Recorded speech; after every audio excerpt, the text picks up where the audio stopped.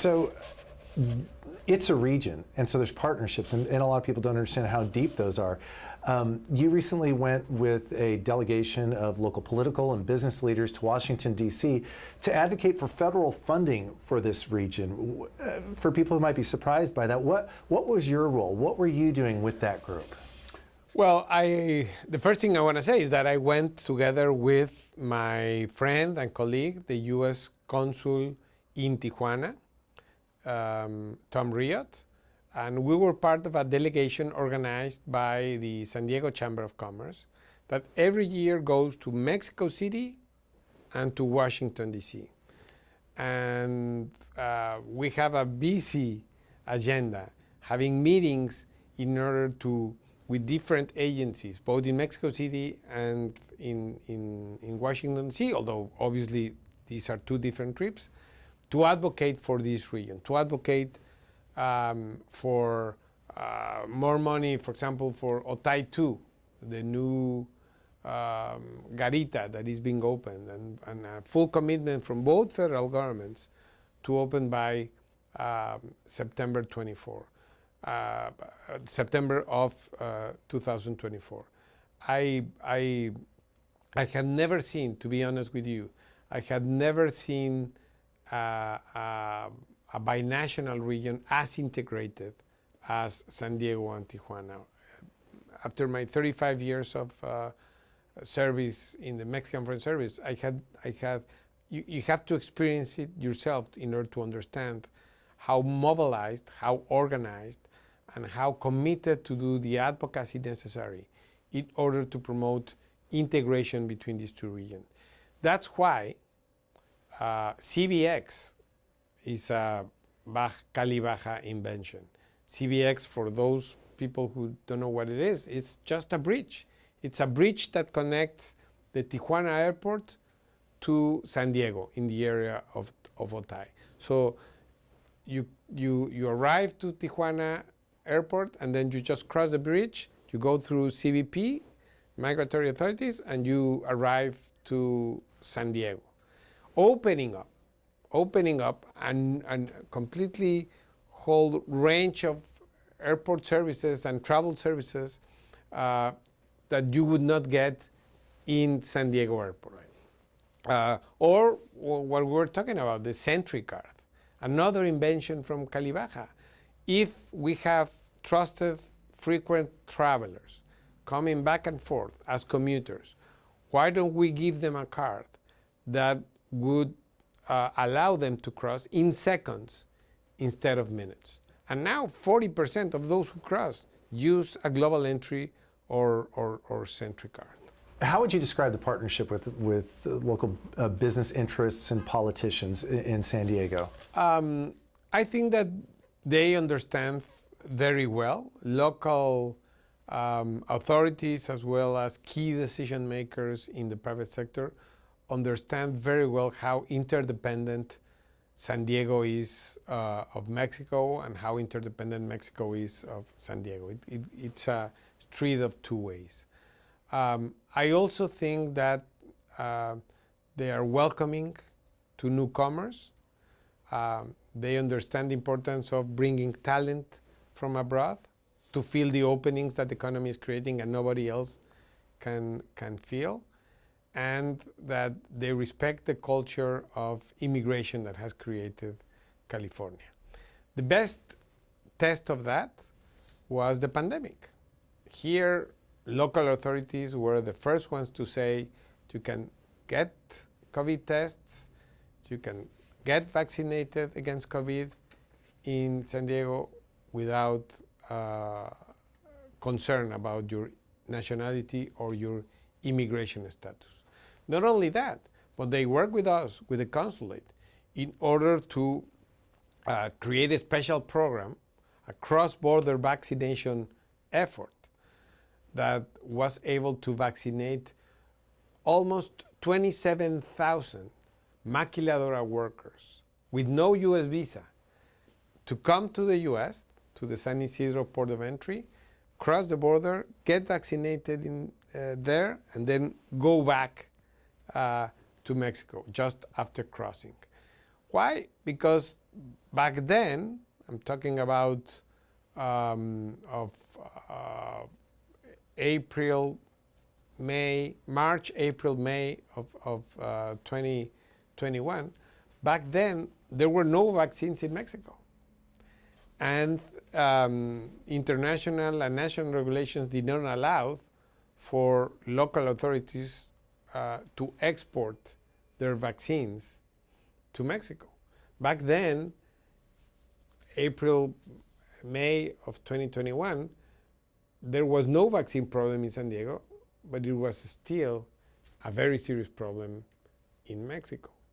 And they understood, local authorities and key decision makers in the private sector, they understood that unless everybody was safe over there, nobody would be fully safe on this side of the border. It was a great honor and a pleasure and a great satisfaction for those of us who work here at the Mexican Consulate to be part of that cross-border vaccination effort. And it shows how aware, in my opinion, local authorities and key decision makers are about our interdependence. Having said that,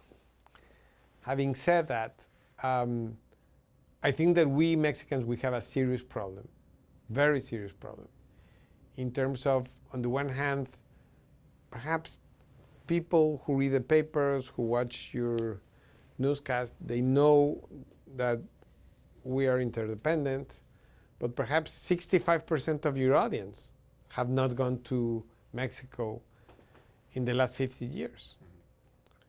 And that is incumbent upon us to change that. We are 30 minutes away from the border. People are missing out of a lot of fun things to do, great services to obtain by not crossing the border and visiting Mexico and taking advantage of that proximity. But for many reasons, unfortunately, starting with September 11, the crossing of the border has become more difficult, and we are now in this very uncomfortable situation in which 65% perhaps or more of the people who live in San Diego have not visited Mexico in the last 15 years. And familiarity, it breaks barriers. It makes people understand that making something scary inaccessible, when you experience it, when you go down there, when you eat, when you talk to people, you realize it's a nice place to be.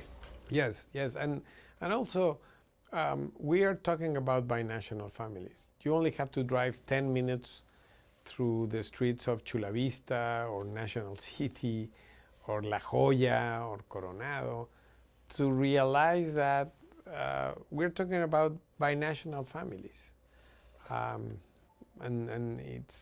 we need to do more in order to make sure that we protect that binational characteristic of our families, of our societies, and facilitate border crossings.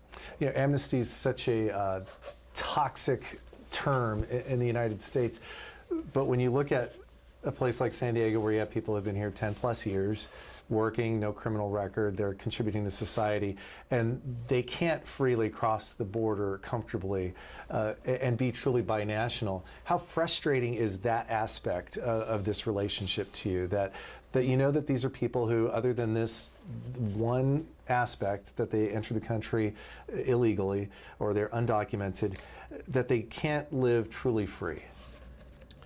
It is very frustrating. It is very frustrating because you see the product of their work, of their labor, everywhere.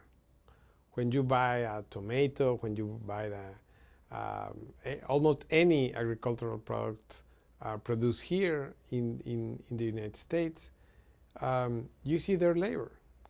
You see their labor when you see when you have some help at your home, or when you see people taking care of the kids while you work, you see their hands.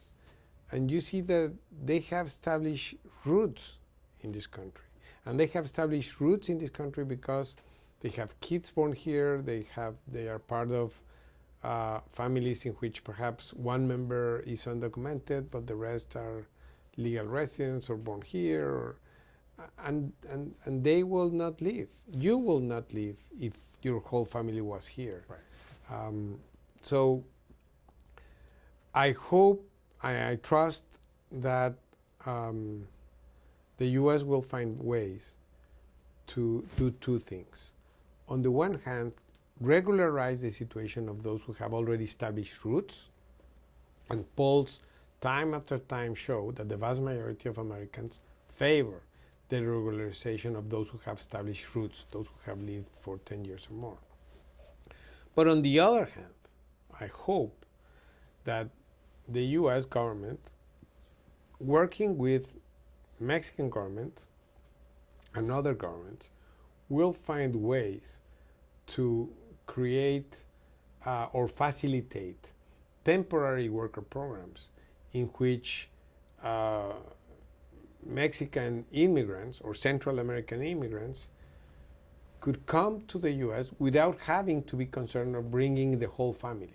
Mm-hmm. Because they know that they would come, they would work for a while, and they would return in sectors, in industries, in areas in which there is full certainty that the U.S. economy needs labor from abroad.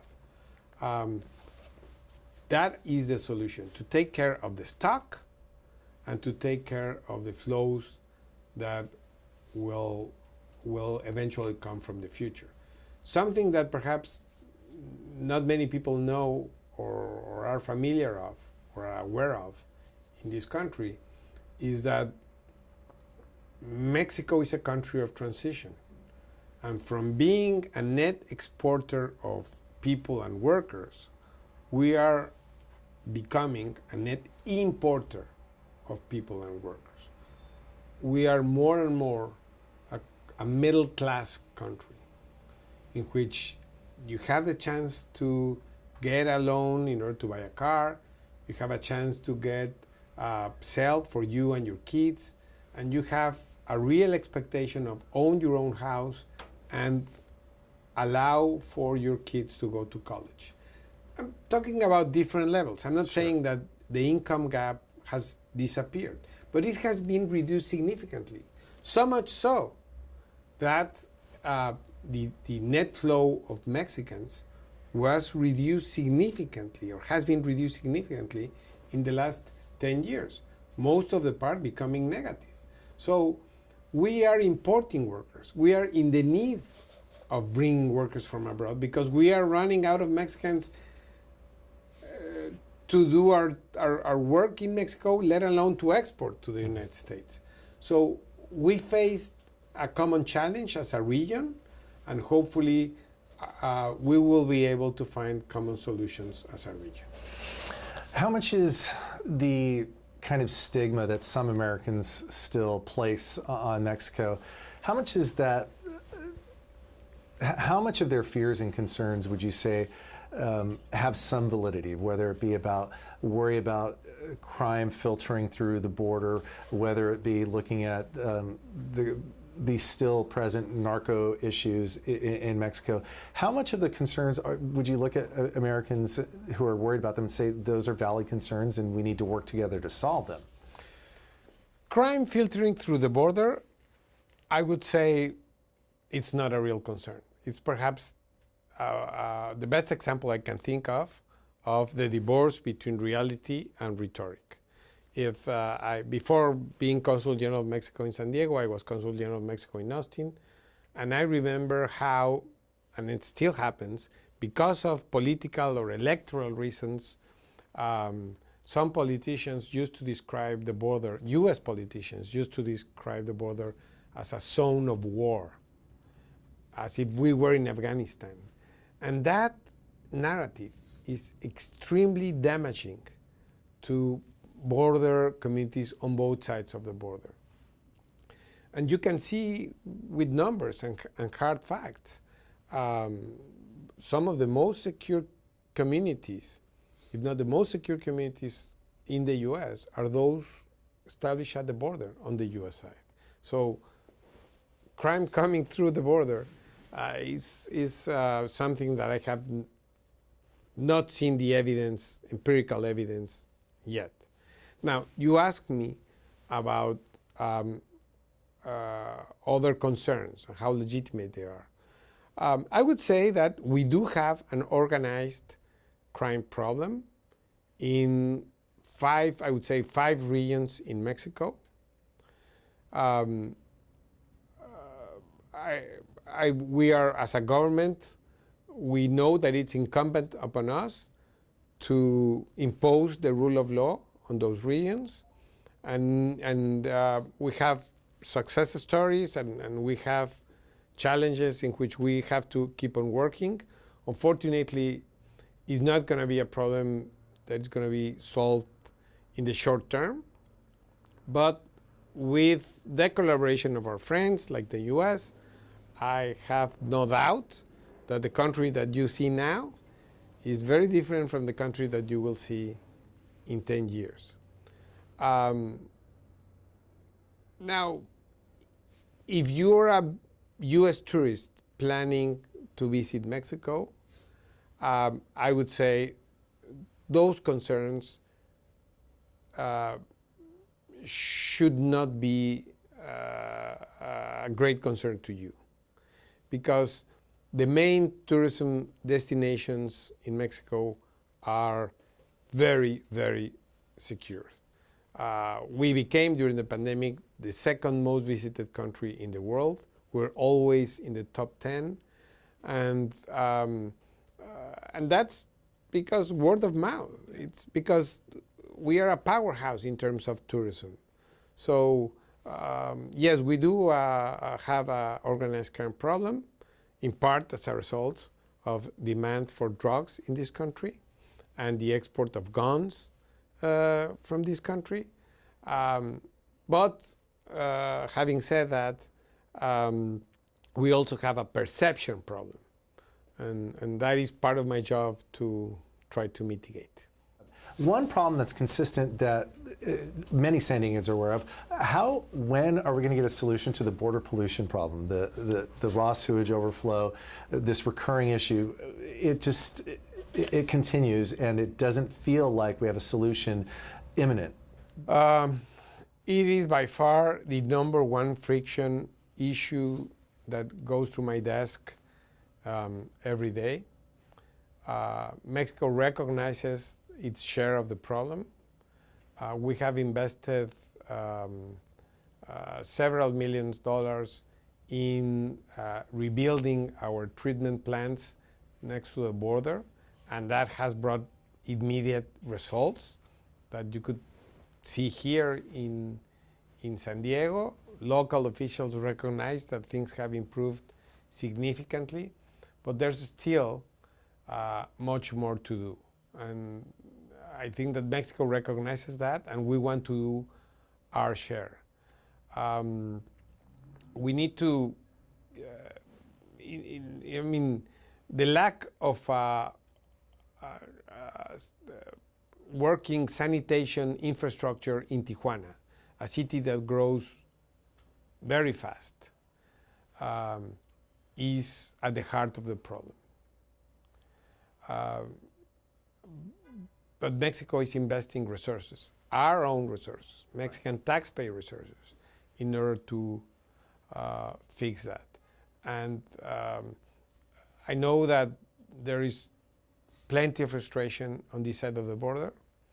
I recognize that, but I ask for the benefit of the doubt and for people to check what we have done, at least since I arrived here during the last 3 years, and they will see that things are improving. It will take time, but we are focused on this, and federal, state, and local authorities in Mexico are addressing the problem in a direct way.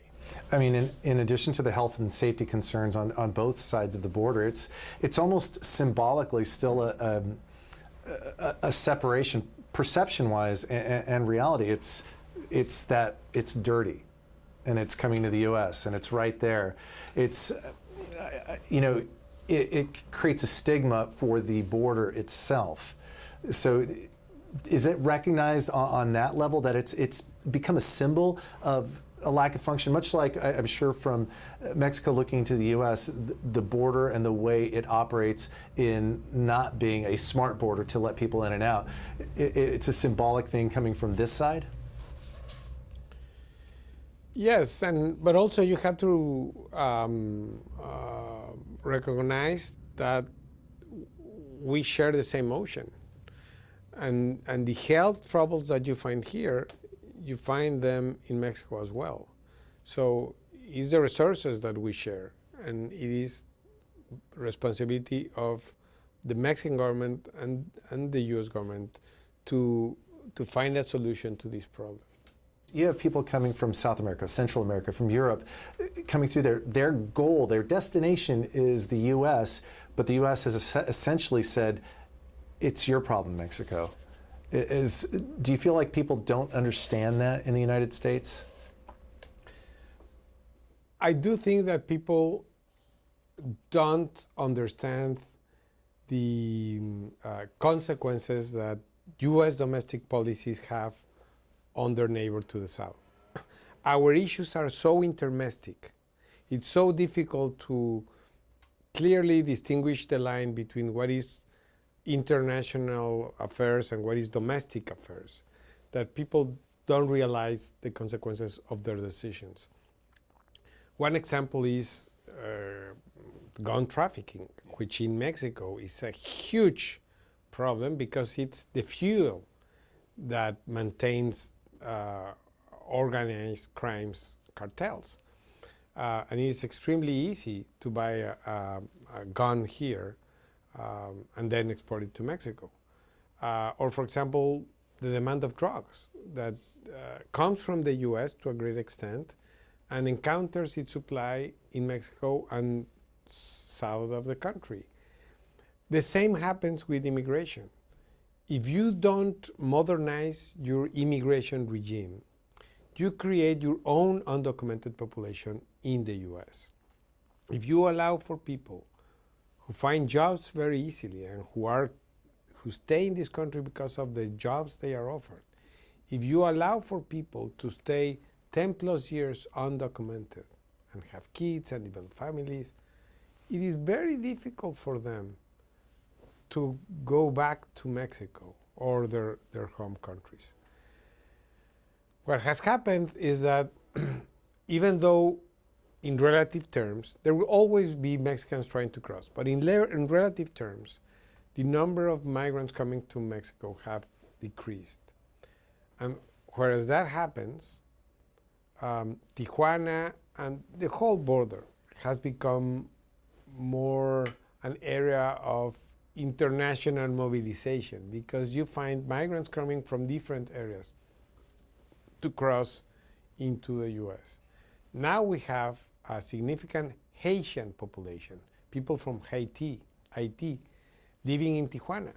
And that is the direct consequence of efforts from the immigrants from that island to come irregularly to the United States, crossing this border. Fortunately, many of them decided to establish roots in Mexico and regularize their situation in Mexico. And I say fortunately because they are a strong community, a community that enriches and creates prosperity in Mexico. And we need that type of immigrants in Mexico as well. So, but that is something that you didn't see before. The other thing I would say is that the immigration challenge needs the cooperation of countries. You cannot solve it by yourself.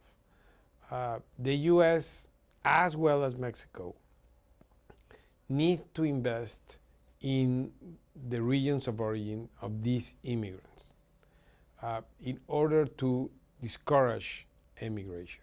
Climate change has been the source of or can explain the decision by millions of Central American immigrants to come to the United States. You need to create, to modernize your immigration regime so that people who have jobs here could come as sojourners by themselves without bringing their families and then work 6 months and then return. You need to do that. And for that, you need the collaboration of other countries. That's why Mexican government, President López Obrador, as well as the Foreign Minister Marcelo Ebrard, have emphasized the need of a regional solution to the immigration challenges. As we wrap up here, so much of this comes back to one of your other main roles, which is to promote Mexico and to let Americans know. It sounds like with how much Mexico's changed in the last 15 years, one of the big solutions to breaking down some barriers is to have more Americans come visit.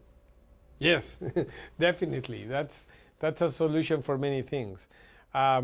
Mexico is the #1 destination country of U.S. living abroad. There's no other country with more U.S. citizens living in Mexico. Between 1.5 and 2 million Americans have established their homes in Mexico permanently. And the more the merrier. We need to facilitate their moving to Mexico and their trips to Mexico, and that's certainly part of my job.